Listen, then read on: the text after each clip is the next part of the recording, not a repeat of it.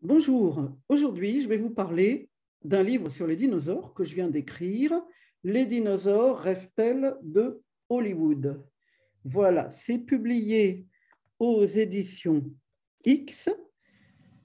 Voilà le logo. Donc IXE, exactement comme en maths, hein, vous savez, on dit une X, une Y, pour désigner les inconnus. Donc, c'est X, la soldate inconnue. Vous voyez l'idée, qu'est-ce qu'il y a de plus inconnu que le soldat inconnu? C'est sa femme, hein, comme on disait dans les années 70.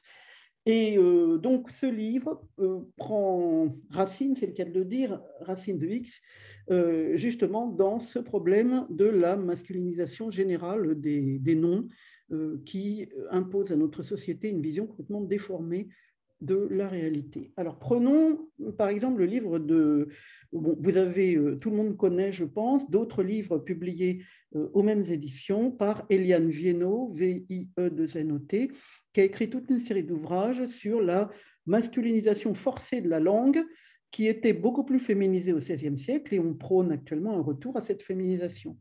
Par ailleurs, Elisabeth von Harburg, qui est une écrivaine qui vit au Canada, une écrivaine de science-fiction, de fantasy, si vous voulez, a écrit un livre il y a pas mal d'années qui s'appelait Chroniques au pays des mers, dans lequel elle montre comment on ne dit pas les animaux, mais les animaux. Moi, ça m'a beaucoup frappé cette idée. C'est un monde de, comment dire, de féminin majoritaire, c'est-à-dire que quand il y a plusieurs femmes, on dit elles. Quand il y a plusieurs femmes et un homme ou et un moustique, on dit toujours elle. Et le il est une catégorie du elle. Vous voyez, c'est le elle, le système général, et le il, c'est une catégorie particulière. C'est exactement renversé le système actuel qui veut que vous diriez, par exemple, toujours l'exemple qu'on peut prendre, hein, 100 000 femmes et un moustique, il. Donc, je pense qu'on peut prôner le féminin majoritaire, c'est-à-dire en gros ce que dit Eliane Viennot, vous regardez la salle à laquelle vous vous adressez, s'il n'y a que des femmes ou s'il y a une majorité de femmes, vous dites elles, s'il y a une majorité d'hommes, vous dites il, et s'il y a moitié-moitié, vous dites ce que vous voulez, c'est pas très grave, on s'en fiche. Voilà, donc c'est cette idée-là. Alors, les dinosaures rêvent-ils de Hollywood? Pourquoi parler comme ça de dinosaures? Et alors, pour les mettre au féminin, vous avez compris pourquoi le titre est au féminin. Mais je pense qu'il n'est pas inutile de s'intéresser aux dinosaures en période d'extinction de notre espèce. On n'arrête pas d'en parler, l'extinction de l'espèce. Et du coup, les dinosaures hollywoodiens présentent un aspect fort intéressant, en ce sens que est-ce conjuratoire de les faire renaître à grands coups d'ADN quand on est à Hollywood, afin qu'ils reflètent, quoi d'ailleurs, hein? Ils reflètent quoi, les dinosaures? Eh bien, en fait, l'idéal social de la binarité des genres. Autrement dit, ce qui fout le camp, ce n'est pas l'espèce humaine, etc. Ce qui fout le camp, ce n'est pas la planète s'en fiche, elle en a vu d'autres. Mais finalement, c'est l'apocalypse de saint mâle blanc, vous voyez, saint, saint, S-I-N-T. Hein. Alors, certes, c'est toujours intéressant de parler d'extinction, parce que c'est quelque chose qui reste hein, en filigrane, hein, même du Covid que nous continuons à subir actuellement. Et d'ailleurs, on pourrait se rappeler d'un livre qui avait été publié par James Lovelock, hein, qui est toujours vivant, je crois qu'il a au moins 100 ans, le monsieur. C'est un biologiste qui avait publié ce livre et il avait été rejoint très tôt par Lynn Margulis, qui est une biologiste de la coopération.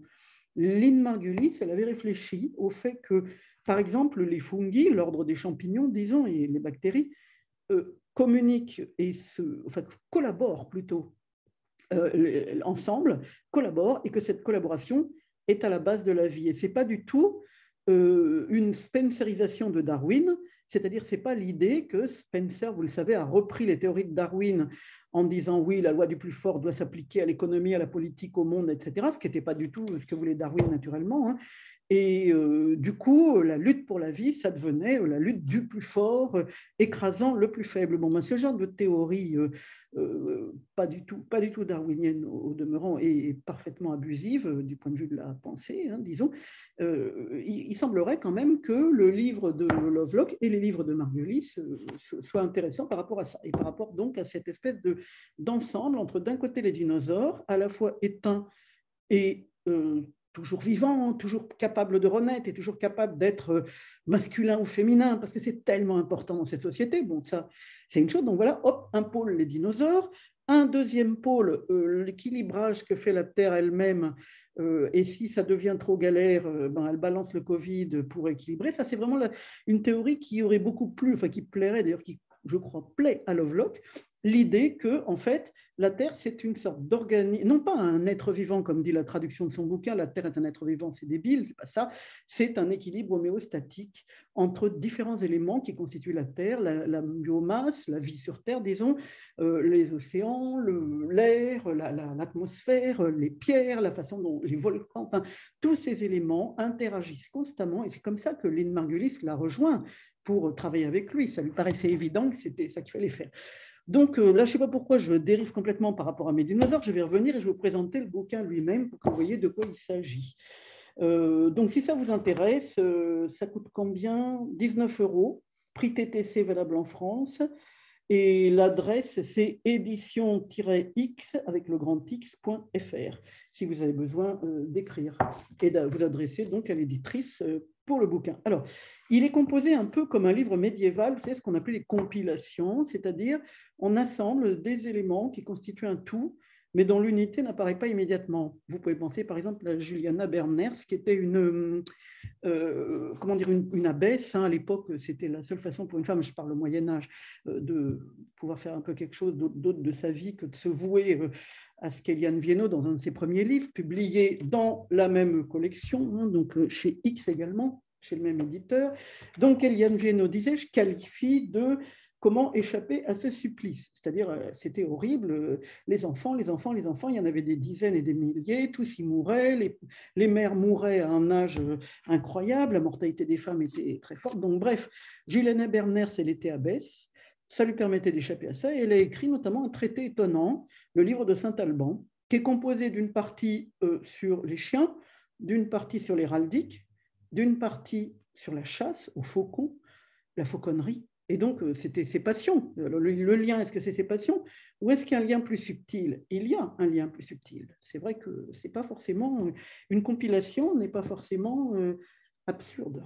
Voyons. Alors, j'espère que c'est le cas de mon style, à moi, de mon style de compilation. Alors, après une introduction, vous avez un premier dialogue entre deux personnes qui ont vu toutes les deux Jurassic World, Jurassic machin, etc. Enfin, tous les grands films hollywoodiens dont la racine est jurassique. Et donc ça, c'est une sorte d'essai-fiction hein, qui commence un petit peu le texte. Ensuite, j'ai fait une sorte de récapitulation disons, de la ligne qui m'a servi dans ma carrière à travailler à la recherche, hein, disons, c'est-à-dire tout ce qui est une réflexion sur à la fois pop et féminisme. Vous savez, pour l'avoir beaucoup vécu personnellement, à quel point le pop est peu féministe en général et à quel point il faut aller le chercher, hein, le féminisme dans la culture pop. Et bien, malgré tout, ça vaut le coup parce qu'il y a des choses très, très intéressantes et c'est ce que j'ai essayé de montrer à travers un chapitre intitulé « Nous nous sommes tant aimés » écritureinclusive.es, alors ça c'est le titre d'un film, hein, nous sommes tant aimés avec un S, aimés au masculin avec un S, pour essayer de réfléchir sur ce problème en général de la culture pop, c'est-à-dire du manque de féminisme de la culture pop et de la manière dont ça peut être contré, car ça peut l'être. Alors, ensuite, vous avez un développement sur le caractère binaire, obsessionnellement binaire, le binarisme de genre, vous voyez ce que je veux dire, hein, un homme et une femme, nous sommes complémentaires, l'homme est le complémentaire de la femme, c'est la biologie. Bon, tous ces discours s'appliquent directement aux dinosaures, chose à laquelle on ne pense pas toujours. C'est-à-dire que quand votre petit garçon veut à tout prix un T-Rex, peut-être vous ne dites pas, mais pourquoi il veut un T-Rex et pas un autre dinosaure là? Pourquoi le T-Rex? Est-ce qu'il n'y a pas une idéologie lourde derrière tout ça? Et qu'en est-il des autres dinosaures? Après tout, il existe aussi des dinosaures sauropodes avec un grand cou et puis quatre pattes. Il existe des iguanodons, que sais-je, enfin toutes sortes de dinosaures. Pourquoi ce passage? D'ailleurs, au départ, le dinosaure idéal, c'était typiquement un diplodocus, un gigantosaure, enfin une bestiole comme ça. Et ensuite, le T-Rex qui incarne les dinosaures, c'est devenu le T-Rex. Vous avez compris, hein, c'est le T-Rex.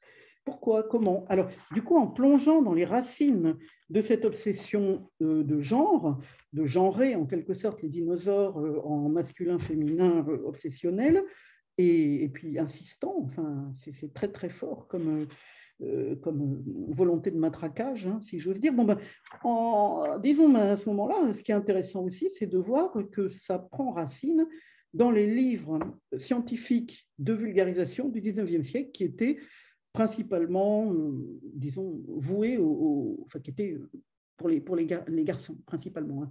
Les filles n'étaient pas réputées lire ce genre d'ouvrages, c'était des ouvrages scientifiques pour les garçons. Donc, ça constitue le corps du livre, avec une réflexion sur les mâles capitalistes et leur rapport à la, ouvrez les guillemets, destruction de la planète dont ils veulent rendre tout le monde coupable, enfin, comment quelqu'une poignée de spéculateurs capitalistes, masculinistes veulent considérer que tout le monde est coupable de la destruction que eux ont initialisée et continuent à produire. Donc, pour finir, vous avez un essai-fiction, un deuxième, des références bibliographiques, hein, comme il se doit, on est sérieux, hein, on est sérieuse. Et également, je me suis bien amusée à faire une sorte de filmographie commentée. Alors, vous voyez le genre, ce que c'est qu'une filmographie commentée. Dans le temps, disons même encore au 19e, début du 20e, vous aviez des livres où il y avait les chapitres qui étaient résumés en quelques lignes avec des petits commentaires. Et là, c'est exactement ce que j'ai fait, c'est-à-dire des espèces de mini-critiques de tout un tas de films dans la perspective du livre. Et c'est une partie qui, de l'avis des premiers et premières lectoristes, est plutôt amusante. Alors, ce qui, je ne sais pas si ça vous paraît amusant, mais l'essai-fiction, qui s'intitule « Salut les primates » et qui termine le bouquin, c'est quelque chose qui essaie d'aller contre l'idée d'équilibrage entre hommes et femmes à 50-50, sur la base du fait que le 50-50, cette évidence égalitaire, ne l'est peut-être pas tant que ça. C'est d'abord étonnant de voir à quel point ça reflète effectivement l'idéal, un homme, une femme, hein, dont je vous parlais précédemment, et qui est complètement, qui a assenné, hein, on voit ça au cinéma, c'est assenné. Il y a toujours un homme et une femme, la complémentarité, donc ça laisse penser que 50-50, ce serait le quota idéal, mais c'est peut-être pas si simple que cela, et notamment si on se penche sur, disons, des choses des articles scientifiques, tout simplement, qui étudie l'ADN et notamment la partie mitochondriale des cellules qui se transmettent de mère en fille, etc., par rapport à certaines règles. Bon, je n'entre pas dans les détails, mais disons, c'est une transmission qui est vraiment une horloge biologique très, très lointaine et très, très précise. On se rend compte, en lisant tous ces articles scientifiques, qu'il y a toujours eu plus de femmes que d'hommes dans une société biologiquement équilibrée d'humains et d'humaines. Donc ça, c'est pas mal intéressant, ça ouvre des perspectives, c'est amusant, ça ne vaut pas pour une théorie très forte, mais ça permet de, disons, c'est vraiment l'idée d'ouvrir la réflexion, hein, sur ce thème, sur cette acceptation des évidences qu'on a tout le temps. On est tout le temps en train d'accepter dans la vie diverses évidences, et de temps en temps, on se dit, mais enfin, bon, est-ce que ça pourrait être autrement? C'est simplement ça, hein, simplement de réfléchir comment ça pourrait être. Et c'est peut-être intéressant si on s'en réfère à un article, notamment scientifique, écrit par un type qui s'est intéressé aux lézards et aux lézardes. Et bon, je vous dévoile un peu, c'est un peu, comme on dit, un scoop, non pas un scoop, mais un spoiler. Je spoil, voilà, je spoil. Il a étudié les lézards et il s'est rendu compte que s'il rajoutait trop de mâles, l'espèce disparaissait, et il ose écrire quelques lignes en anglais dans un article réservé aux spécialistes, mais qu'on a le droit d'aller voir, hein. Après tout, tout le monde a le droit de lire des articles scientifiques, hein. Même si vous êtes littéraire, il n'y a pas de problème, hein. C'est autorisé. Voilà. Bon, toujours est-il qu'il dit, mais ça pourrait être la même chose pour l'espèce humaine. Qui sait, est-ce qu'elle ne programme pas son extinction par un excès de mâles par rapport aux femelles? Voilà, alors vous allez vous dire ça, oulala, qu'est-ce que c'est pas queer, oulala, qu'est-ce que c'est biologique?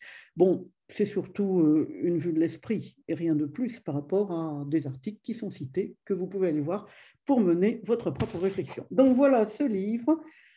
Si ça vous intéresse, je vous redonne, alors je vous montre un peu l'intérieur. Il y a des images, Alors, naturellement, je tombe sur une page sans images.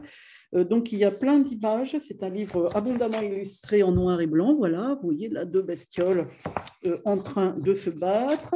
Voilà encore des bestioles. Alors ça, c'est un dessin que j'ai fait d'après une bande dessinée pour souligner mon propos.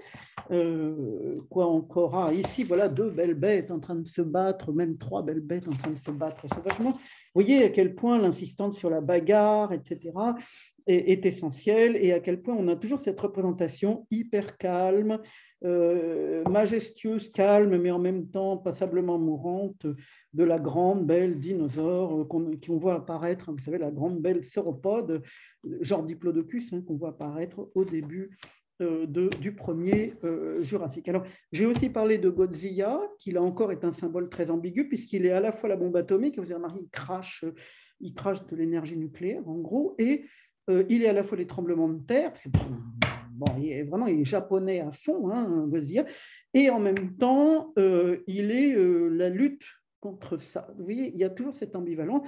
Et donc, moi, je pense que le thème des dinosaures, c'est très intéressant. Les dinosaures sont très intéressants à étudier. Et c'est pourquoi j'ai écrit ce livre dont j'espère qu'il vous plaira. Merci d'avoir écouté jusqu'au bout et à bientôt. Au revoir.